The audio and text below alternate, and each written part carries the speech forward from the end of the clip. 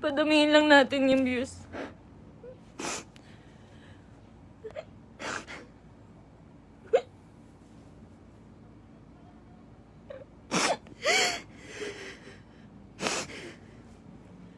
Magsasalita na po ako. Magsasalita na po ako. Padamihin lang po natin yung views.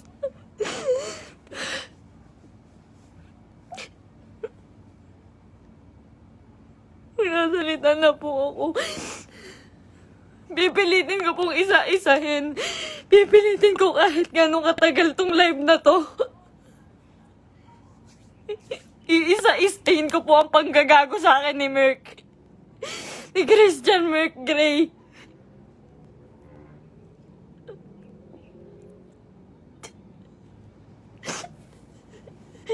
Ginago po ako ng taong yon. Ginamit po ako ni Christian Merc Gray. Lahat po nang nangyayari sa lahat ng video namin, mula umpisa hanggang ngayon, scripted. Lahat po yun sinunod ko dahil mahal ko siya. Dahil gusto ko ibigay yung buhay na gusto niya. Kung magtataka po kayo kung bakit maraming nawawala sa amin sa Team Merpay dahil sa kanya. Dahil po sa ugali ni Merc. Napakademonyo po ng ugali ni Merc.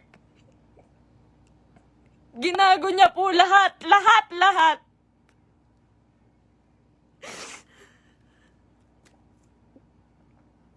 Ito po. Ito na. Umpisa ko na po. Alam niyo po, nag-umpisa kami sa... Nung galing po siya sa Brusco. Galing po si Merc sa Brusco. Hindi po ako yung dahilan ba't siya nawala doon. Ayaw niya pong mabawasan yung perang kikitain niya dahil po alam niyang malaki. Siya po ang pinakamalaking may kita sa Brusco. Siya po ang may pinakamalaking kita. Yung ibabawas na 5% doon, sa pera ni Merc siguro mababawas doon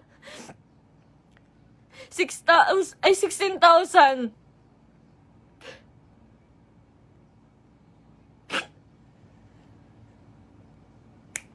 Lahat po ng kaibigan niya, ginamit niya. Hindi ko na po kasi kaya eh.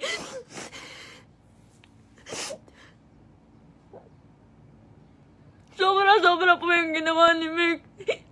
Sobra. Hindi ko na po kaya. Pasensya na po kayo.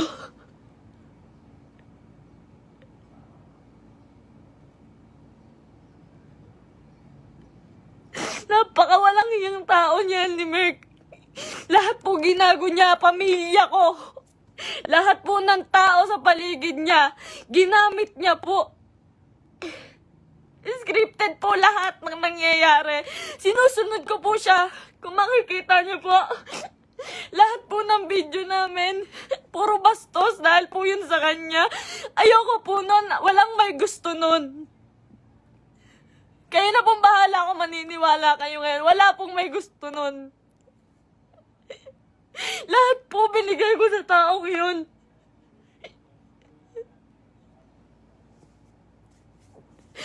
Lahat po ng panggagamit sa katawan ko, lahat po ng pagpapakita ng kung ano sa katawan ko, siya po ang may gusto nun. Nagagalit po siya pag aayaw ako. Ang sasabihin niya, para sa atin to. Para sa atin to. Pero hindi ko naramdaman dahil po, napakalaki po ng kinikita ni Merc. Wala po siyang binibigay sa akin. Kung sasabihin niyo po na pera lang ang habol ko sa kanya. Kung makikita niyo po yung bahay namin, hindi niya po napagawa yun. Hindi niya po pinagawa yung bahay namin. Uunahin niya pa po yung iba. Sa laki ng kinikita ni Merc, sa milyon ang kinikita niya sa isang buwan. 5,000 lang po ang binibigay sa akin yan, pati kay mama. Sa magulang ko po, 5,000 lang po, isusumbat niya pa. Mumurahin niya yung magulang ko.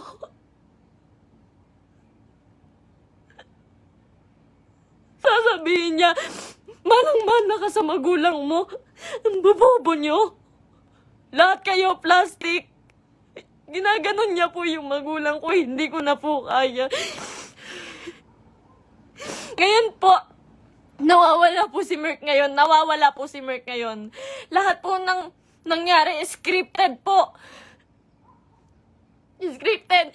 Tinatago po ako ni Merk. Tinatago niya po ako. Hindi niya po ako pinapalabas. Ayoko na po. Ayoko na talaga. Ayoko na po talaga. Ayoko na po. Ang ginagawa niya lang po. Nandito po ako ngayon kasi nawawala po si Merk. 6 na araw na po siyang nawawala. Kasama niya po yung babae niya. Yun din po sa... Si Pam doon sa video na bago makaganda.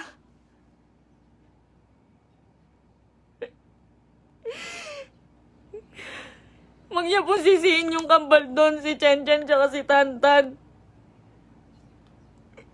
Yung Centeno twins po, huwag niyo po silang sisihin doon. Dahil utos po ni Merk lahat yun. Ako po, hindi ko na po kaya si Merk. Demonyo na po yung utak niya. Sobrang mukhang pera. Sobrang mukhang pera ni Merk. Lahat ng tao ginagago niya.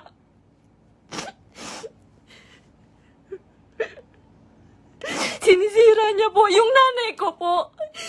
Yung nanay ko na nasisira na din po sa inyo. Yung sasabihan po yung nanay ko na mamatay ka na, siya po may utos nun. Ginagawa niya pong robot yung pamilya ko dahil sa akin na lang po tumitingin yung pamilya ko. Ba't nila sinusunod si Merk? Kada pupunta po sila sa bahay, may pagkain na sila, maghihintay kami ng script niya. Magagalit pa po yan pag nagkakamali ako. Pag may mali po ako nasasabi, pag kailangan ulitin ng video, magagalit pa po yun. Lahat po ng video namin, scripted. Dahil po sa kanya.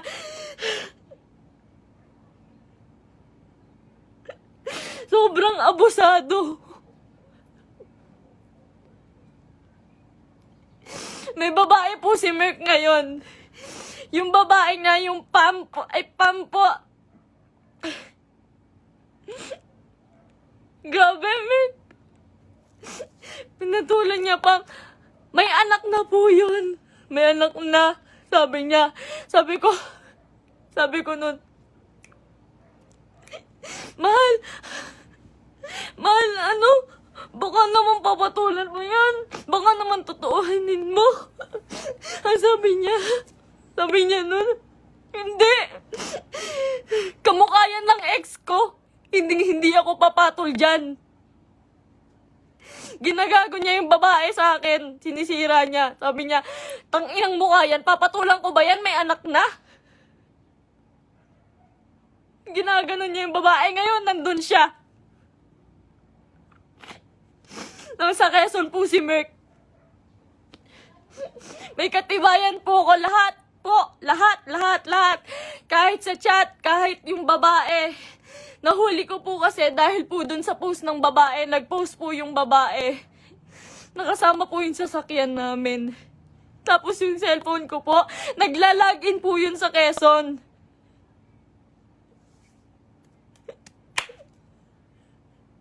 Lahat po ginawa ko kay Merk. Pasensya na po kayo. Ako po mismo humihingi ng pasensya dahil po kinonsinti ko siya. Mahal ko lang po talaga. Ngayon lang ako natauhan. Sobrang dami kong kaibigang nilayuan. Pamilya dahil ayaw nila ng video namin ni Merk. Sobrang dami ko pong nilayuan. Wala po akong kaibigan ngayon. Wala po akong kahit sino ngayon.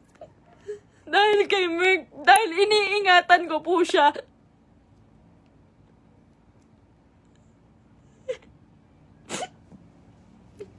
Kaya totoo po yung sinasabi niyo, scripted lahat sa amin. Scripted lahat ng buhay na binigay sa akin ni Merk. Lahat po ng pera niya sa kanya lang po. Sa laki po ng pera niya, nagkakautang pa po siya. Sobrang sama, sobrang samang tao. Ultimo shampoo namin, sabon namin, ako pa bumibili. Grabe po, pambabastos sa akin ni Merk. Hindi niya po ako nirespeto.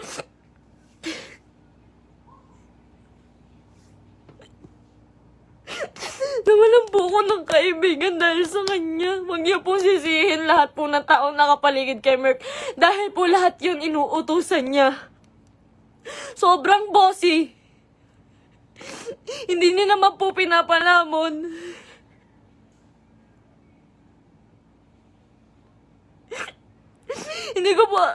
Hindi ko po in-expect na darating po talaga to. So, ilang beses na rin po ako niloko ni Merk about sa babae. Nung una, pumatol siya sa kaibigan ko. Pangalawa, pumatol siya sa pan. Pasensya na po kayo. Kasi alam ko po, scripted po yun eh. Pasensya na po kayo. Ako na po humihingi ng pasensya sa inyo. Ginawa ko lang po yun kasi sobra po akong nagmahal. Bago po namin makuha si Asurada, ang inuulam po namin araw-araw, itlog at tuyo araw-araw para makuha niya lang yung sasakyan niya. Lahat po ng meron siya ngayon, sa kanya po nakapangalan. Pati yung bangko po, sa kanya po.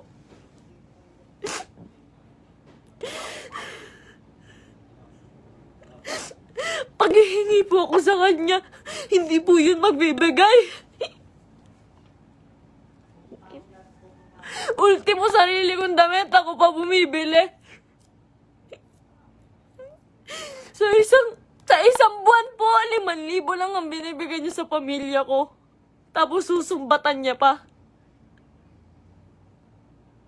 Lahat daw binigay niya sa akin. Yung singseng, sabi niya, 170K daw po yun. Malaman-laman ko, 30,000. Yung tatay ko, binastos niya. Binastos niya yung tatay ko. Hindi po siya nagpaalam sa tatay ko na magpropose siya. Nung time na yun po, hindi po maganda yung nangyari. Yung proposal po. Hindi po ako naniniwala sa proposal na yun dahil po, alam ko na hindi totoo, na para lang yun sa video. Lahat po kay Merk, hindi totoo.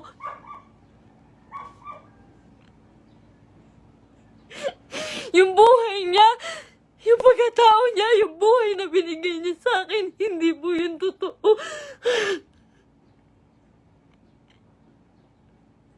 Lahat po ng kaibigan niya na malalapit sa kanya, ginago niya po lahat yun.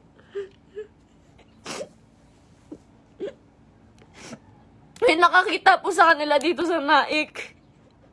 Flex niya pa po pala yung babae kahit kanino. Pinakilala niya pa kung kani-kanino dito sa Naik. Sa mga taong malapit sa akin. Hindi niya alam.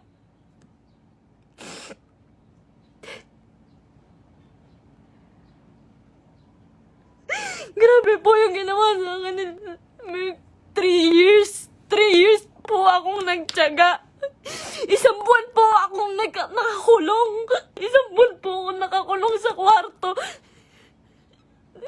Kinukulong niya po ako kasi bawal daw po ako makita ng kahit sino ng kapitbahay. Nandito lang po ako pag uuwi po ako sa Antipolo. Madaling araw niya po ako iuuwi doon para walang makakita sa akin.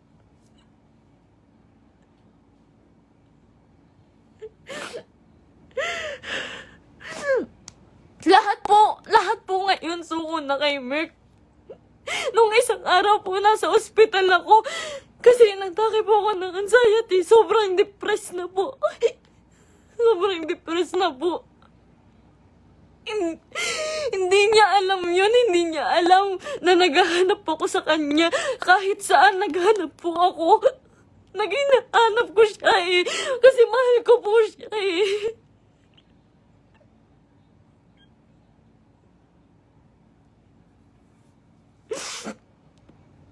Ilang araw po wala akong tulog, wala akong kain, kakahanap sa taong yun. Tapos malaman ko na kasama niya yung babae. Huwag niyo pong sisisihin yung mga tao sa paligid niya dahil siya po ang naggawa nitong gulong to. Huwag niyo sisihin si Kuya Mark, yung Centennial Twins. Kahit sino. Siya po ang gumawa nito. Sobrang boss po ni Merk. Sobrang pa-boss po. Sa lahat po ng video, kung makikita niyo po, lantad na lantad yung suso ko para lang mapanood ng mga tao.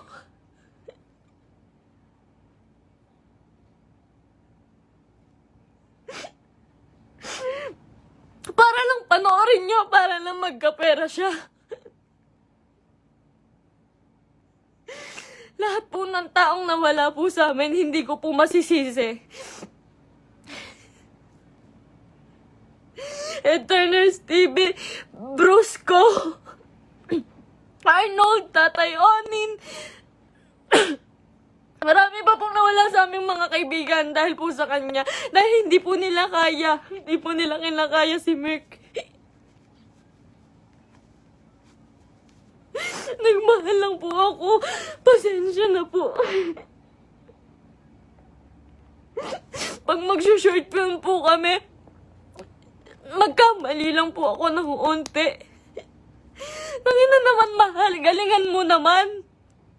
Pati po pagkapahulog ko po sa hagdan, hindi po yun totoo. Ang sakit po ng katawan ko nun pagtapos. Ginawa ko yun sa kanya nung nagpakahulog ako sa hagdan.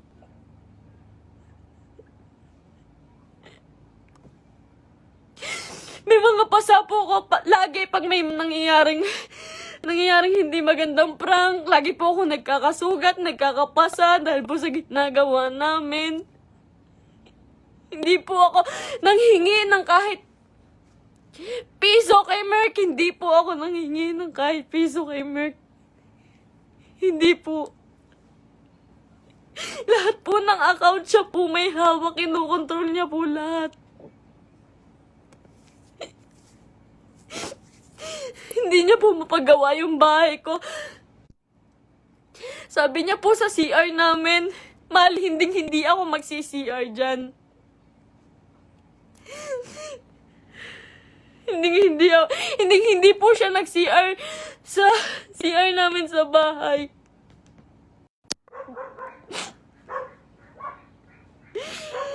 Pero hindi niya po yun mapagawa. Tinitiis niya po yun. Kayo na pong bahala kahit hindi na po kayo maniwala. Hindi ko po kayo masisisi. Kasi lahat ng ginawa ni Merk, hindi totoo yun. Wala nang totoo kay Merk. Mahal na mahal ko yun. Ang dami kong ginawa para sa kanya. Alam po yan ang mga totoong kaibigan namin. Alam po nila kung gaano ako nagsasakripisyo araw-araw. Napakarami niya pong pera, pero ang dami niya rin pong utang. Hindi ko na po alam kung saan niya pinupunta yung mga pera. Kung makikita nyo naman po kasi sa mga video namin, wala po talaga akong hawak na may mga pangalan na damit, may pangalan na sapatos. Lahat po yun ako lang po. Uutang pa po ako sa ibang tao, magkapera lang. Lagi po akong umuutang sa ibang tao, magkapera lang.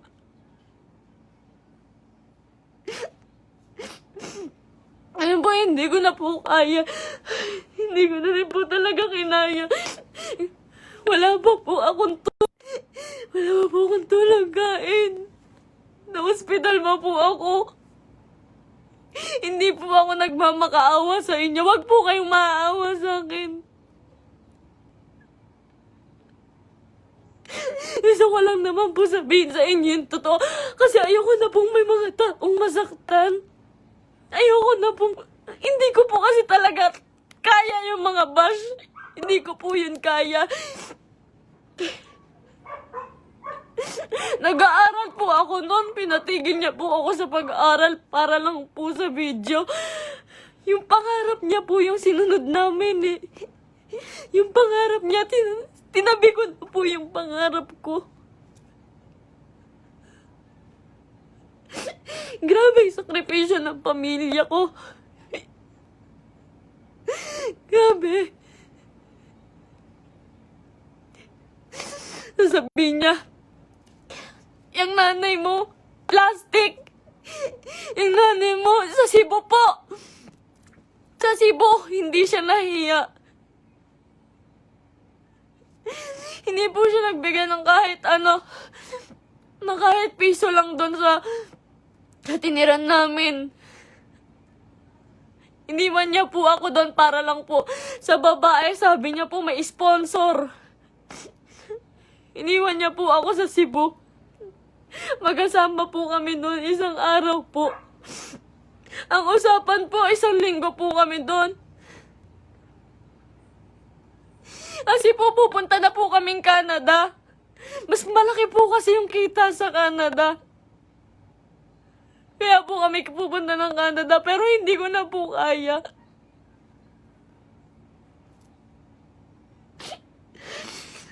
Ganito, ngayon, fiancé niya pa lang po ako, pero grabe na po yung ginagawa niya sa akin.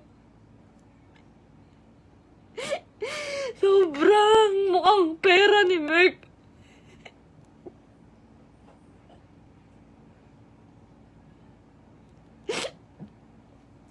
Magalit na po kayo sa akin, pero ginawa ko lang po yun kasi mahal ko po yung tao. Pasensya na po. Pasensya na po.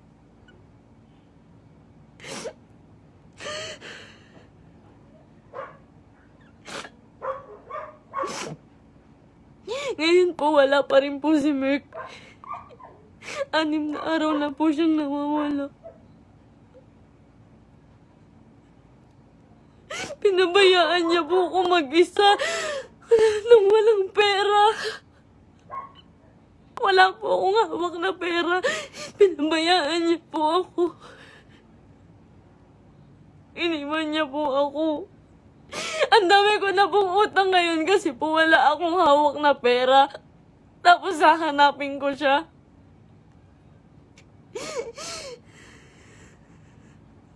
Masakit po kasi lalo eh. Fiancé na po kasi ako eh.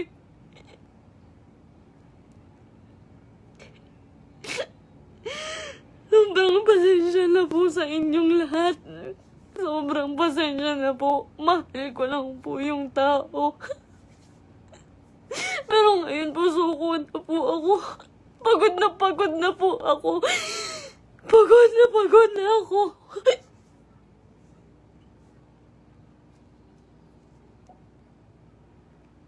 Pasensya na po.